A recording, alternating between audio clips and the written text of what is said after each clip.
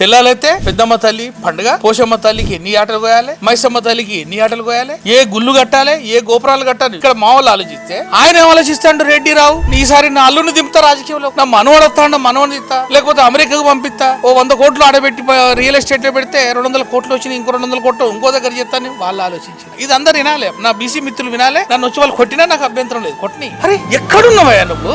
రాజకీయంలో ఉన్నట్టు పవర్ వస్తే పవర్ కొరకే కదా, పవర్ తోటే కదా ఇదంతా తిరిగేది. సూర్యుని చుట్టూ నవగ్రహాలు దేని తిరుగుతున్నాయి, అయస్కాంత శక్తి గదే పవర్ తోటే నీకు అన్ని వస్తున్నాయని సంగతి మా బీసీ మిత్రులకు తెలియదు. నిన్న నాకు మీటింగ్ లో అంటాడు, వచ్చేసారట నువ్వు పాల్గొంటావట కదా ఈ అని అవుతాడు. మరి నువ్వు తిరిగేది నువ్వు రావుతోటి నన్ను రానిస్తావంటే వాడు కామౌంట్ తెల్లలైతే రావు దగ్గర కూర్చుంటాడు, తువాలేసుకొని అయ్యా ఇట్లా కూర్చొని తువాలేసి. So my answer to your question is, BC మిత్రులందరికీ చెప్పాల్సింది ఏంటంటే పొలిటికల్ పవర్ అంబేద్కర్, మహనీయుడు అంబేద్కర్ గారు చెప్పింది, వారు చెప్పింది ఏంటంటే మీరు అడుక్కునే దిశలో ఉండొద్దు, నువ్వు ఇచ్చే దిశలో ఉండాలి.